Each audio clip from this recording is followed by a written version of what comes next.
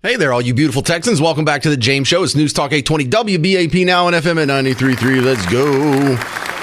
Dude, I'm way excited for a Thursday. I did have a lot of coffee, and me and Mike Trainer were in the hallway shotgunning Red Bulls. But it really is just a killer news day today.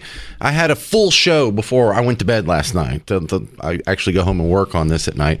And then when I woke up, I had to add like 4 or 5 things in here. So I'm like really squeezing this in, like those pants that you still have from like college, and they're in the back of your closet, and then you try to put them on. That's what today's show is going to be. It's just going to be you squeezing it. I'm sorry. I mean, no, I'm talking about myself. This is me squeezing into those pants. I got them at the thrift store. They have the cool plaid on them. They look so cool. My first guest, Joe Forenza from the American Principles Project. I wanted to bring you on today. You're a perfect guy to ask. After the debate and sort of the discussions afterwards, do you think it's going to affect the polling any, Joe?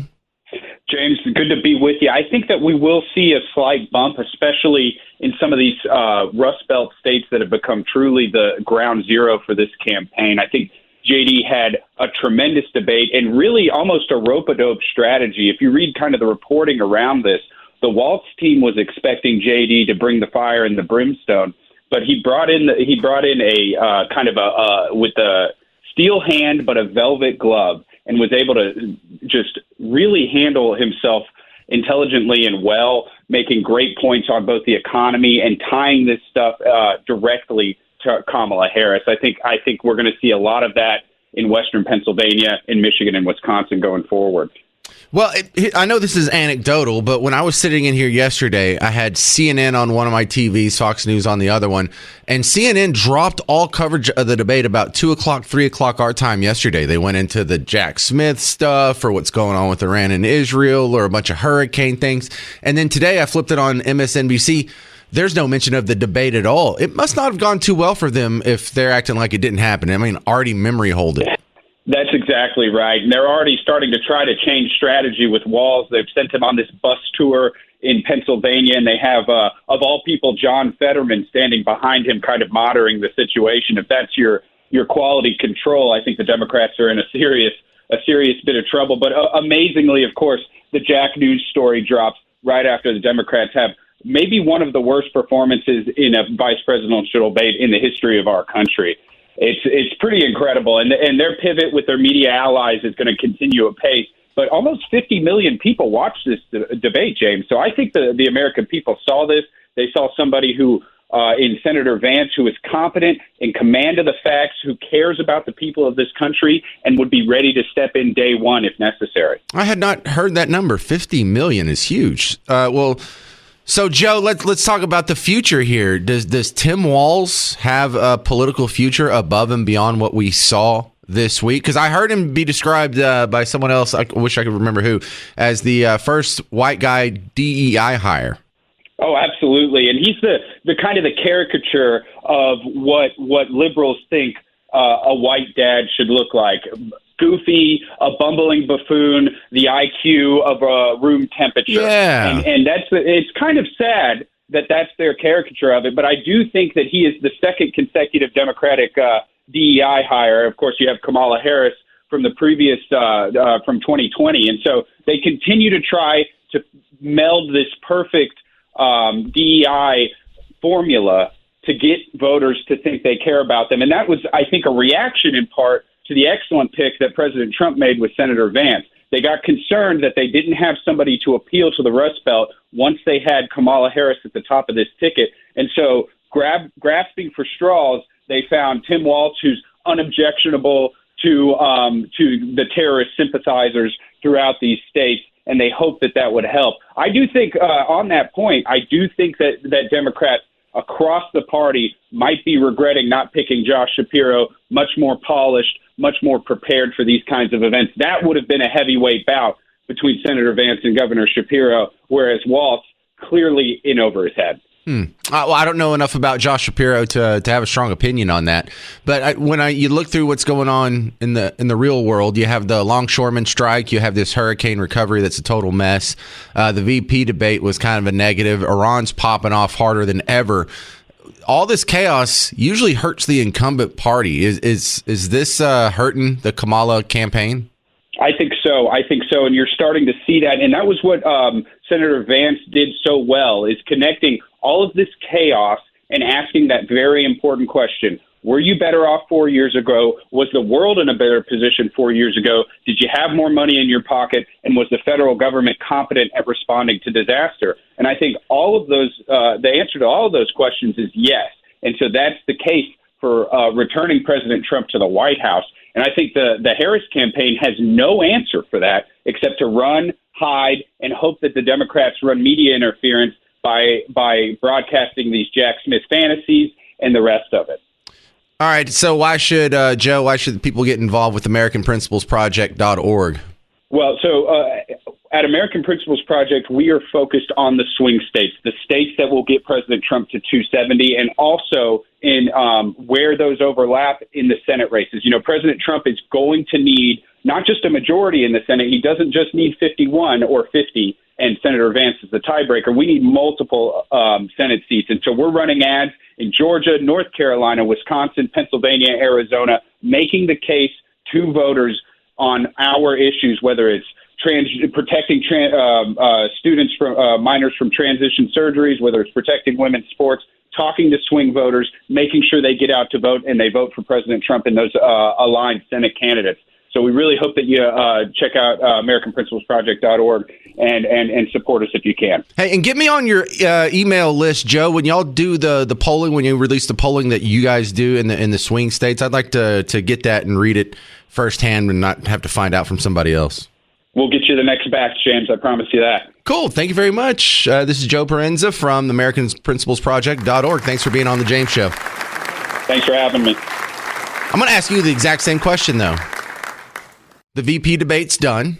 The hurricane recovery, kind of a mess. Iran's popping off harder than ever. A longshoreman strike. Toilet paper runs again. Is all this chaos going to hurt Kamala Harris? 800-288-9227. 800-288-9227. I'll give you my answer to that next, and you'll hear from her in the disaster recovery zone from yesterday. Coming up on The James Show, News Talk 820 WBAP, now on FM at 93.3.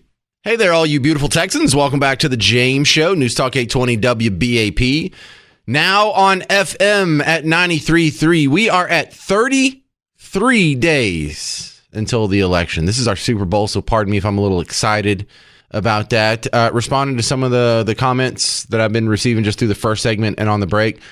No, I'm not playing the Tampon Tim song today. I'm sorry. I've played it almost every day for like a week, and I'm gotten 2 complaints about it. So we're going to take the day off.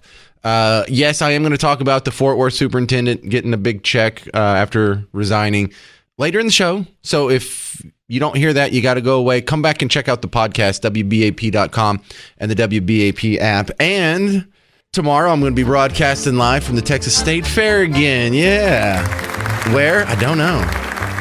I'll tell you. But if you're already going to go and you're going to be walking around, I'll say it like 1,000 times on the air.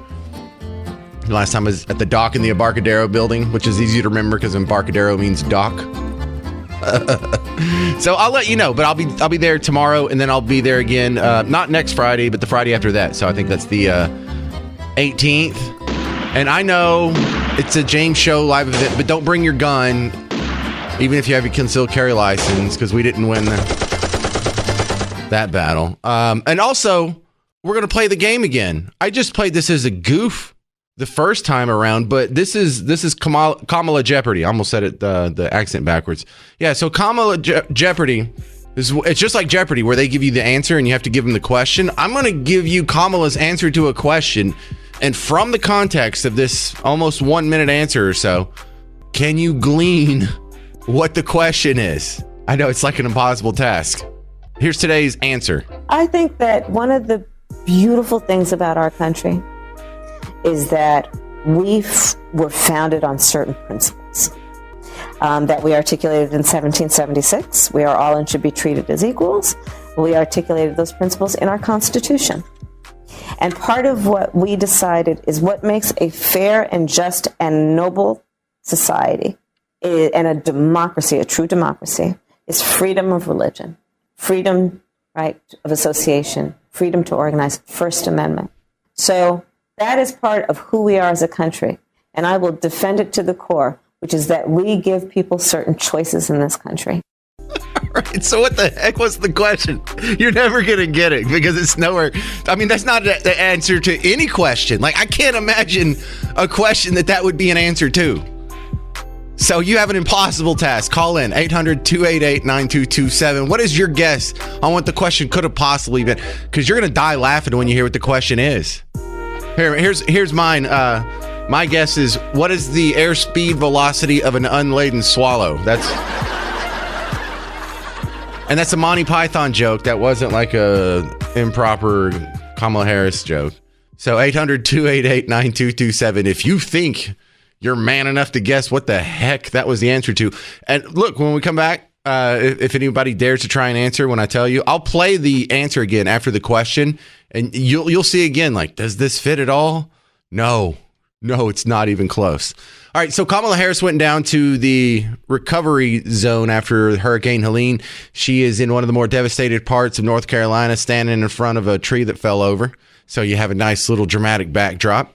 And she's so generous that she is giving the tab to you. All of us taxpayers are covering the cost for everything. And the federal relief and assistance that we have been providing has included FEMA providing $750 for folks who need immediate needs being met, such as food, baby formula, and the like. And you can apply now for anyone who's watching this who has been affected.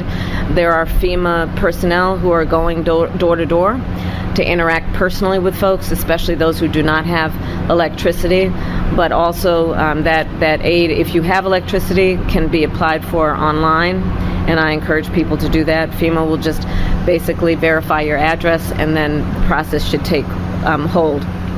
FEMA is also providing tens of thousands more dollars for folks to help them be able to deal with home repair, to be able to cover a deductible when and if they have insurance, and also hotel costs. Today I'm also announcing that the President has approved the governor's request for 100% federal reimbursement of local costs. And Mayor, as you have pointed out, the burden to local governments, including the state government, is pretty immense. And so by announcing today and making the dedicated resources to cover 100% of local costs will have a huge impact on our ability to get relief to people as quickly as possible. So you're just on the hook for everything. You're on the hook for all of it. If they need baby formula or food in the meantime, if they need home repairs after that, all the overtime, the expenses the cops have to endure, and all the state officials, all the firefighters, we're all on the hook for it. I mean, money, it's infinite. It's not a static resource. We can just always print more. It's not like we're $36 trillion in debt. It's not like we ran a $2 trillion deficit. And you got to be careful with how you phrase some of the criticism, because I saw a lot of people. There's a large public sentiment saying, "Hey, how come we can send $200 billion?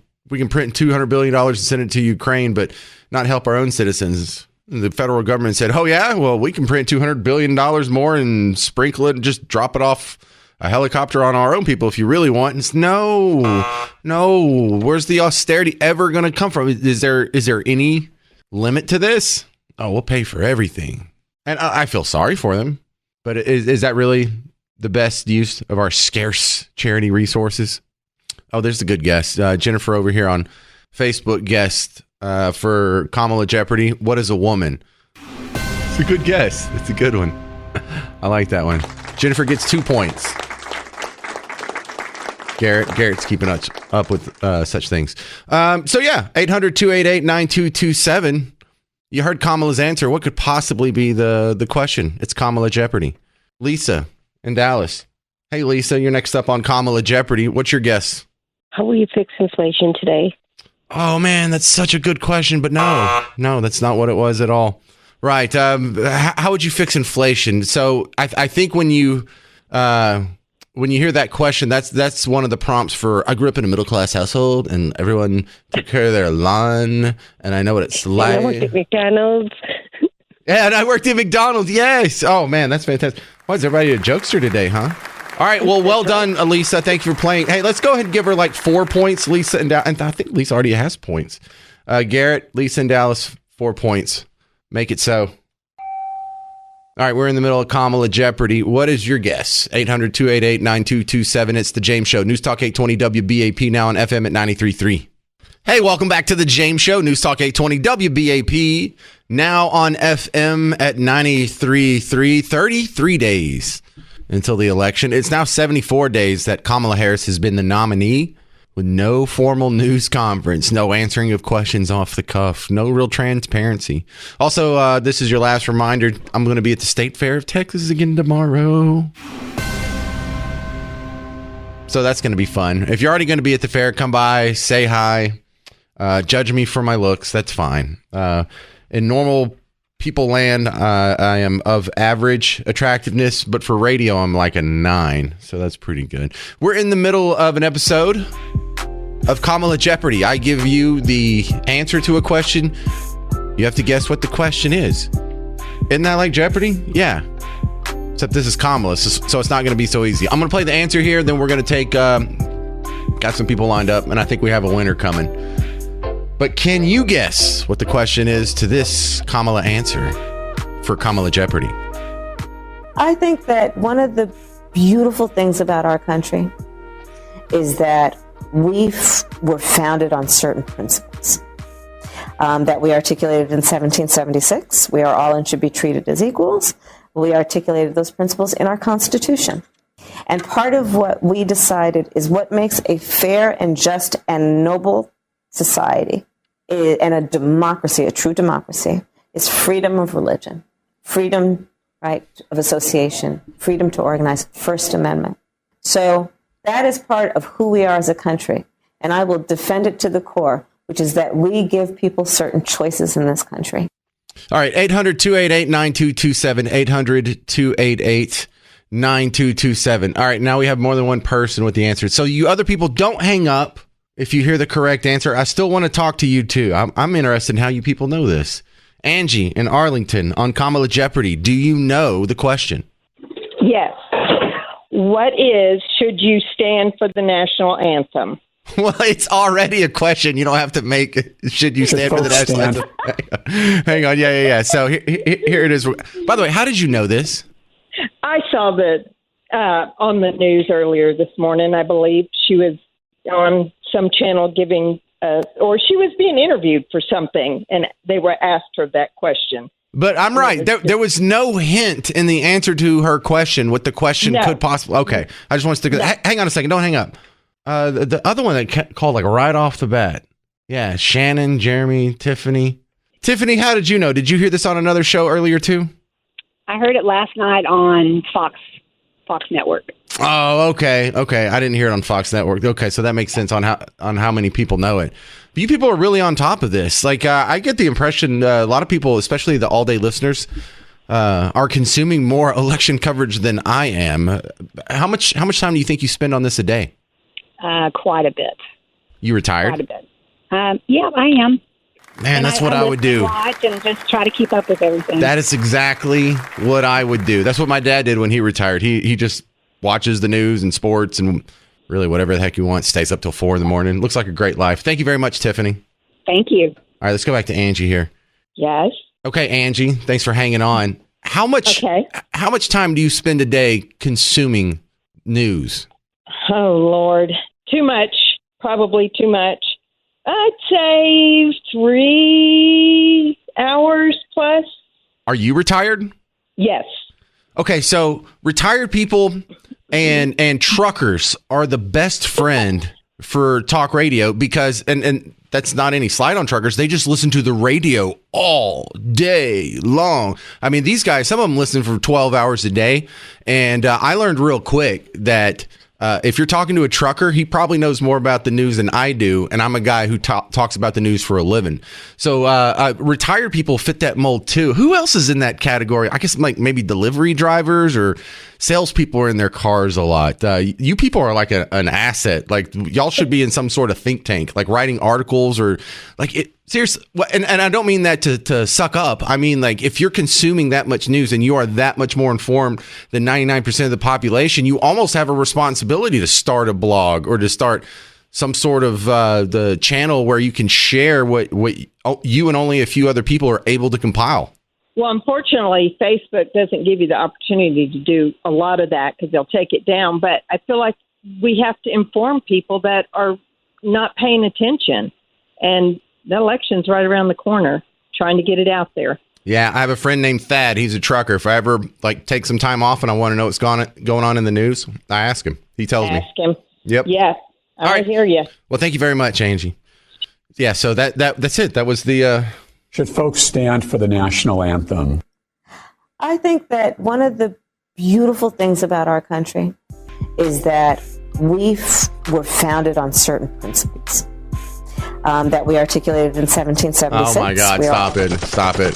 Can't sit through that again. All right. Well, thank you. This has been the second successful iteration of Kamala Jeopardy. That might stick around.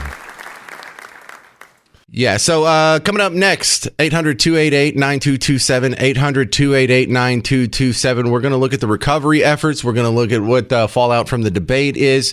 There's also a lot of chaos going on overseas. Things are not looking real stable as we go in 33 days from the election. I'd like to hear your thoughts. 800-288-9227, 800-288-9227. This is The James Show, News Talk 820 WBAP, now on FM. At 93.3. All right, welcome to the James Show, News Talk 820 WBAP, now on FM at 93.3. And I know it kind of feels icky to overlap politics with what's going on in the natural disaster after Hurricane Helene in Georgia, North Carolina, and all the other places, and suffering that's going on and human tragedy. But it deserves a little bit of a discussion. We are 33 days from the next presidential election. All of this stuff matters. Now, a couple of things that make this recovery from natural disasters a little bit different is we have the report from the AP that just came out yesterday that says FEMA is about to run out of money. They can meet their immediate needs, but Alejandro Mayorkas, he's the Homeland Security Secretary, told reporters yesterday that they don't have enough money to finish the hurricane season. Now, that's interesting because I just played you a piece of audio. I don't know how you can say that. The way Kamala Harris is talking, we have infinity money. Feds can pay for everything. Feds can give you $750 and federal relief and assistance that we have been. Then they can help you with your home renovations for up to $10,000. They can reimburse every cop, every firefighter, every volunteer fireman, probably a couple Boy Scout troops that went out there and started some fire with the wood or whatever. Now for anyone Flint and who's steel, watching this or who I don't has know. been affected. They're probably covering the cost of Flint who are going door to door to interact and steel with folks, especially those who do not have electricity, but also that. Isn't that great? FEMA's sending people door to door with a clipboard or probably an iPad. Hey, you guys need some help? I can sign you up for some federal benefits. Yeah, you know what we need? We need a roof is what we need. We don't need you to sign us up for something. You're not helping. Can we come stay with you? That would be helping. No, you're just going to sign us. So in a few months, we can get federal. We're getting rained on right now. You're not helping. Do you have an umbrella? How about that? So living in New Orleans, I got to see a lot of this natural disaster. And here's the ugly truth.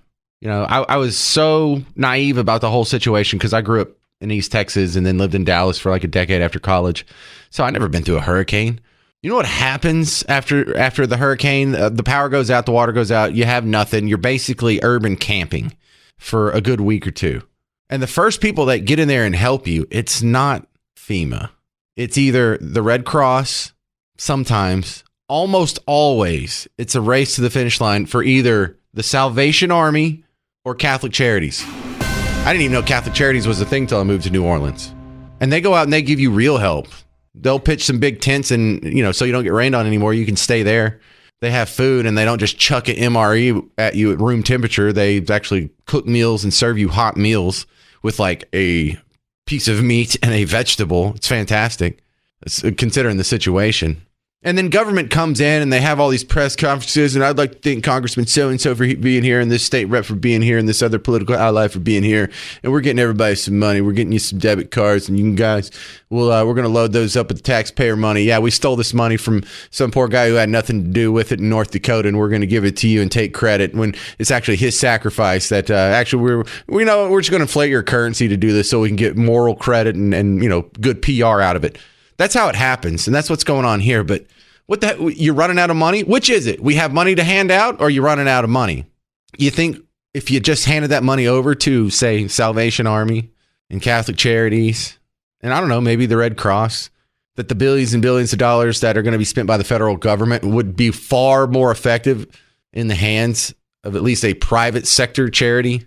You think this is the best, most efficient use of our scarce resources? Or is there going to be a ton of grift, a ton of skimming, a ton of people ending up with a lot of this money in their bank accounts, not so much helping? So that's what's going on there. And then you have Kamala going in, giving her statement. I played you the meat of it. I want to play you the end of it. This is how she ended it. And this is, I think of the Miss Parker nickname for her. Hi, Miss Parker. Of an air bidet. This is what we're talking about when Miss Parker calls her an air bidet. This final point. I mean, she's trying to be like rousing. She's trying to be emotional. She's trying to be, inspirational. And it's just an air bidet. And so my final point to the residents of this community and the region is that we are here for the long haul. There is the work that we have done together that was the immediate response, preparation for, and then the immediate response after. But there's a lot of work that's going to need to happen over the coming days, weeks, and months. And the coordination that we have dedicated ourselves to will be long-lasting to get families, to get residents, to get neighborhoods back up and running. And my last point is this. I think that in these moments of hardship, one of the beauties about who we are as a country is people really rally together and show the best of who they are in moments of crisis. And we've seen that throughout the region where communities are coming together. Where people are helping perfect strangers, where they are providing food, water, shelter for their neighbors, and that neighbor may be somebody they've never met before, but are doing the work of helping each other out. And I think it really highlights the fact that the vast majority of us have so much more in common than what separates us, and that the best of the strength of who we are is we come to each other's aid in a time of need. So I thank everyone for doing that kind of work every day. And with that, there is more work to be done. Thank you all. Thank you. Thank you. Yeah, that was inspirational. I sure am inspired. Hey, fellas, what do you think? Are you inspired? Poor thing. 800-288-9227. 800-288-9227. That cannot be helping her with this election 33 days away, can it? I mean, this is the closest thing she's had to a news conference. She didn't even take questions there. She went out and spoke for 8 minutes, and that's it. This is what we got.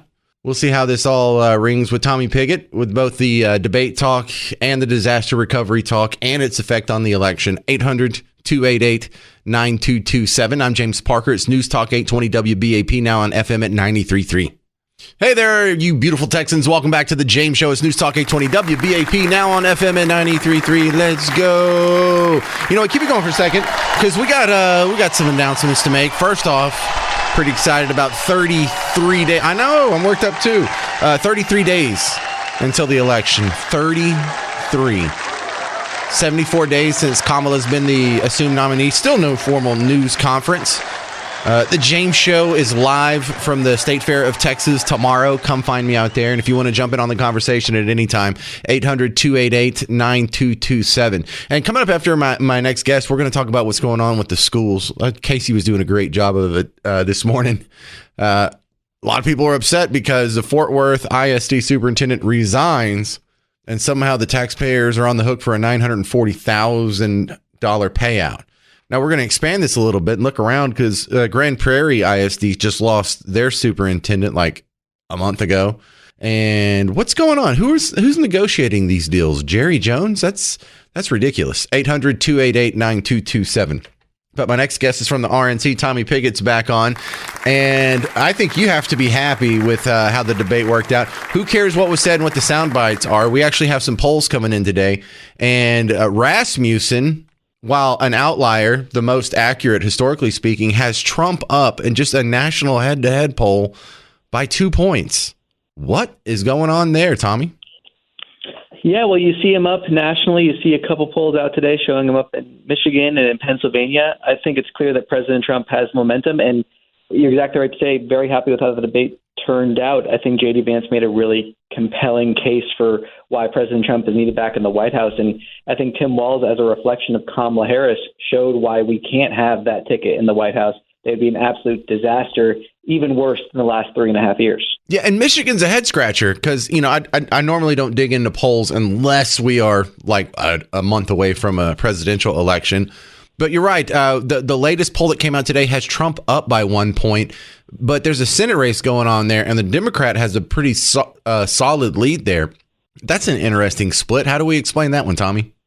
Well, I think it's telling the fact that President Trump is appealing to a lot of Democrats that have voted for Democrats for years. And I think it's telling that President Trump is a real motivating factor for Republicans to come out. And I think one of the things that we're seeing, even beyond the poll numbers, that I think is one of the more important indicators is actually voter registration. If you look at voter registration in a lot of these key states, take Arizona, for example, Republicans have more than doubled their advantage over Democrats in voter registration. So I think you take the polls and you look at them in one instance, but I think when you look at what's happening on the ground, you look at the ground game, you look at voter registration, the momentum is clearly with Republicans. And that story of Republicans growing their advantage in voter registration in Arizona, that advantage or decreasing the historical gap is the same story consistently across the battleground states, which I think points to a victory in November.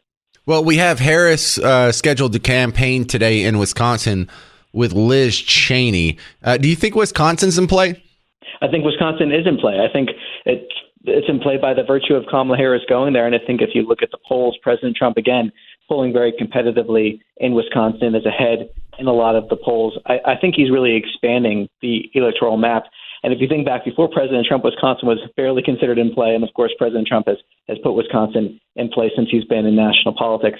So I think Wisconsin's in play, Michigan's in play, Pennsylvania's in play. President Trump is ahead in those states.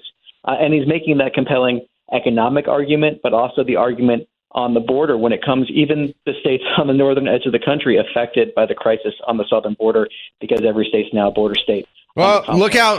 I've got to do an ABC News fact check on Tommy. The Real Clear Politics average has Harris up by 0.8% in Wisconsin. So you are so wrong. You need to go whip yourself in the back with the leather strap or something. I don't know. Just self-flagellate somehow. Tommy, let's talk about the runway from here to the election. Is there any chance that there could be another debate? At this point, it doesn't look like there'll be another debate. I think President Trump and J.D. Vance are very happy, and we're very happy with how the two debates were conducted in terms of how the outcome of those debates. Obviously, we have issues with the moderators in terms of how the moderators acted during those debates, but very happy with the outcome of those debates. President Trump and J.D. Vance making a compelling case for why they should be president and vice president. I do hope that Kamala Harris will hold a press conference. You mentioned the fact that she hasn't, and I think that's what we really need to see from Kamala Harris. A press conference. We need to see more interviews, and I think it's telling that she's too afraid to do this. I think she's going to get away with not having to do a regular interview or press conference or any of that. No one's really calling for it from Team Blue, so really, why would she? Well, what's the RNC doing here in this last month to make sure the poll watchers and all the training and volunteers are getting handled? Yeah, so this is actually National Poll Watcher Week, which is a moment for us to further increase our recruitment of volunteers when it comes to our election integrity operation. When our co-chair and chair took over at the RNC, they set out a goal to have 100,000 volunteers recruited for our election integrity operation. We're at over 200,000 currently, which is the largest election integrity operation in history. It's completely unprecedented. We're increasing that recruitment. And those poll watchers, those poll observers, which were, of course, growing that number, are partnered with the legal action that we've been taking this cycle and our rapid response legal team. We're engaged in legal actions to make sure that laws are being followed when it comes to voter registration, when it comes to voter rolls, when it comes to safeguards around mail-in ballots. We're going to continue that effort. We're going to continue recruiting those volunteers. And again, this is the largest it's ever been, and we're building on that progress to make sure that we have eyes on every part of this process. Yeah, but Tommy, what an election integrity we want to see. Those are great stats, but what's like the RNC plan if they try to stop counting the vote in the middle of the night again this year? Yeah, well, look, that's part of why having those eyes on that process is so important. So what this might look like, for example, poll watchers, poll observers seeing something that's happening, having that rapid response legal operation that can respond instantaneously to where this is happening, regardless of what state it's in, taking that instantaneous legal action to address whatever issue comes up. Bro, that's why having eyes on every part of this process is so important. You say having eyes. I want poll workers with the GoPro on their helmet, like the Navy SEALs that went in and shot bin Laden. You know how they all had a camera. I want that level of transparency with the poll workers. I don't want anything, well, there was a busted pipe, so we had to stop counting is the damnedest thing. And all right, Tommy, so get to it. Thank you, sir. Yeah, we're fighting for that every day. We're going to make sure that happens. All right, it's Tommy Pickett with the RNC. I noticed Tommy sounds a little more optimistic after the events of this week. But, Ben, you can tell you think we're in our Super Bowl. They're really in their Super Bowl. Your thoughts, 800-288-9227, 800-288-9227. The next topic here is what's the deal with schools? Is Fort Worth ISD, do the taxpayers really have to pay some lady $940,000 after she resigned? You can just quit and still get a payout? I mean, we're not talking about the head coach of A&M. We're talking about a superintendent.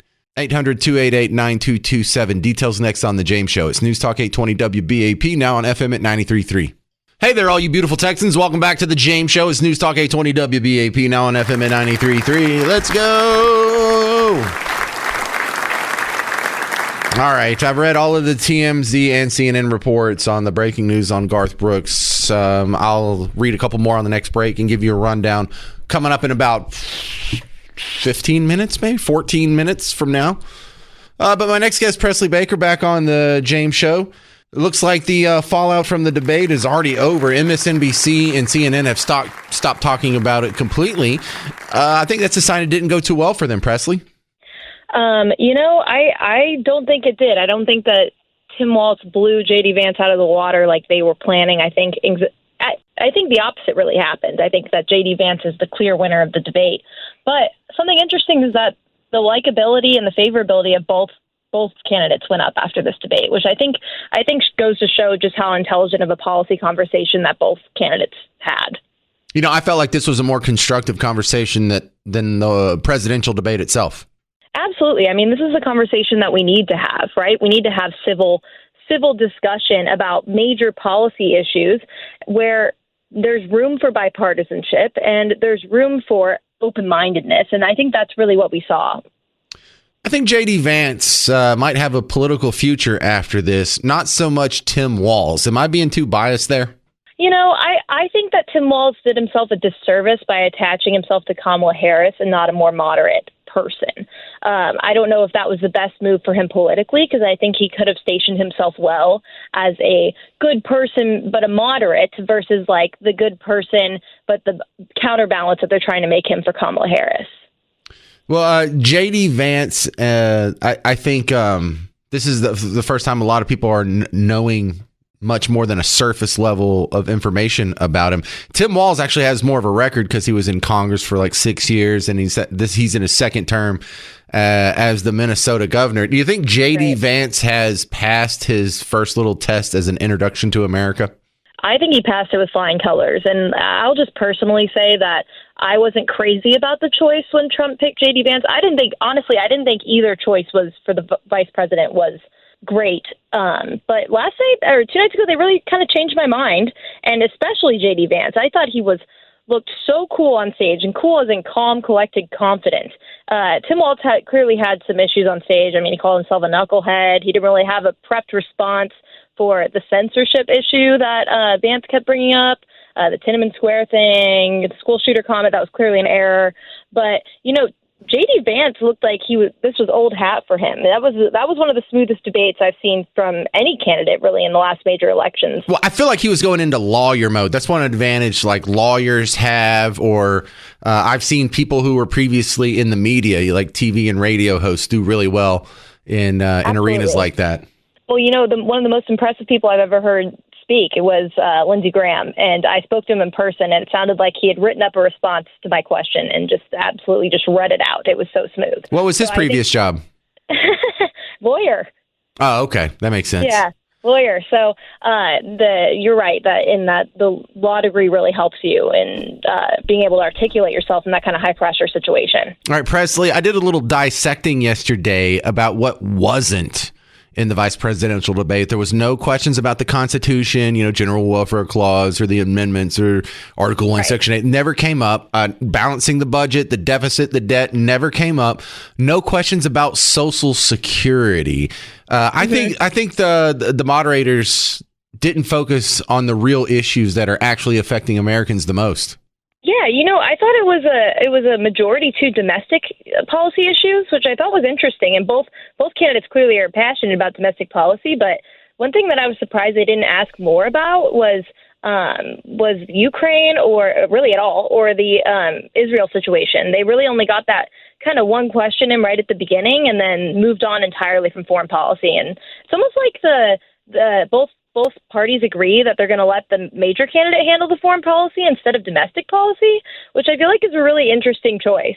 Even when they were picking vice presidential candidates, I figured that that at least the Trump party would go with somebody like Nikki Haley, but maybe not Nikki Haley, but somebody that feels about Ukraine a more globalist perspective, a more they quoted peace through strength quite a bit last night, but a more Reggaetonian view. Did you say Reggaetonian? Yes. I worked at the Reagan Institute previously, and you hear the word peace through strength a lot when you work at the Reagan Institute. Okay. I thought you were talking about reggaeton, like the Latin rap genre.